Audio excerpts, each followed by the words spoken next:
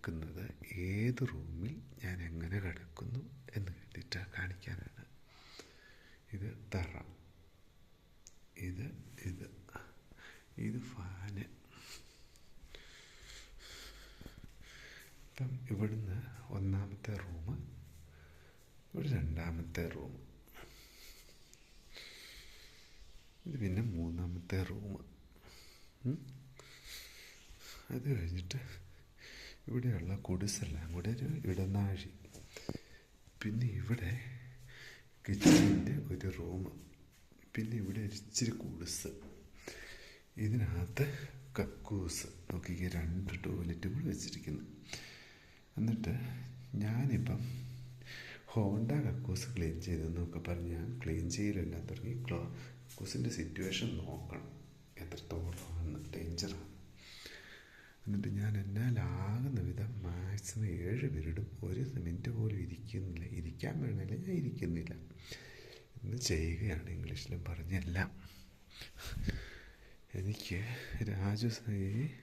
ഷിബു സാറിൻ്റെ സ്കൂളിൽ ചെന്നപ്പോൾ അവരൊരു ക്ലാസ് റൂം അങ്ങനെ അങ്ങോട്ട് തന്നു. എന്നാൽ അവർക്ക് ഭക്ഷണമൊക്കെ തരാൻ ശ്രമിച്ചിരുന്നു കേട്ടോ, ചിക്കനാണേലും. പക്ഷെ അയാളുടെ ചിക്കന് ഒരു 2 മാസം, ഞാൻ 1.5 മാസം അല്ല, അവരുടെ ഒരു പ്രോഗ്രാം ടൈമിൽ അയാൾ എന്നെ അന്നൊരു നോട്ടം ഒന്ന് നോക്കി. അന്ന് ചിക്കൻ തിന്നു, വർത്താനവും നിന്നു. അന്ന് ക്വസ്റ്റ്യൻ പേപ്പറിൻ്റെ രാവിലത്തെ ദിവസത്തെ നോട്ടം. അന്നേരം എനിക്ക് തീ കത്തി തലയിൽ.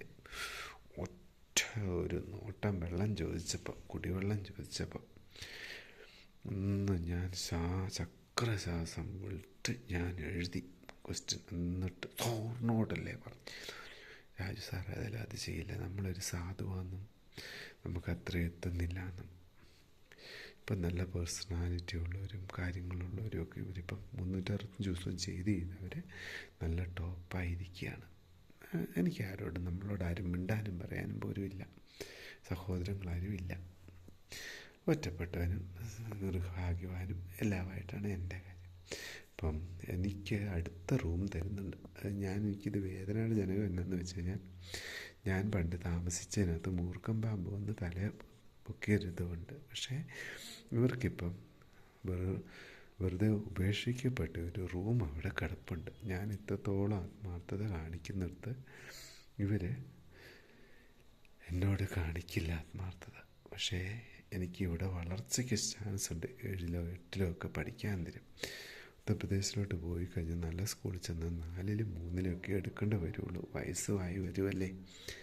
പക്ഷേ അന്യനാട്ടുകാർ കൂടുതൽ നമുക്ക് ആണെങ്കിൽ എന്നോട് പറയും, ഇവിടെ തന്നെ നിന്നോ, എന്നിട്ട് ആരെങ്കിലും വരുമ്പോൾ ഒരു റൂമിലോട്ട് അടുക്കി വെച്ചിട്ട് പോയാലോ, ഇവിടെ വന്ന് ആർക്കെങ്കിലും താമസിക്കണമായിരിക്കും.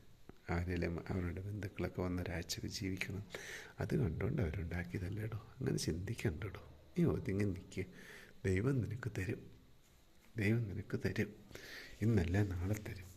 നീ 1 രൂപ പോലും കളയാതെ. ഇപ്പോൾ ലക്ഷ്യമില്ലെന്നായിപ്പോയി. ദൈവമേ, എന്തിനു വേണ്ടി പണം ഉണ്ടാക്കണം എന്നുള്ള എനിക്ക് ലക്ഷ്യമില്ലാണ്ടായിപ്പോയി.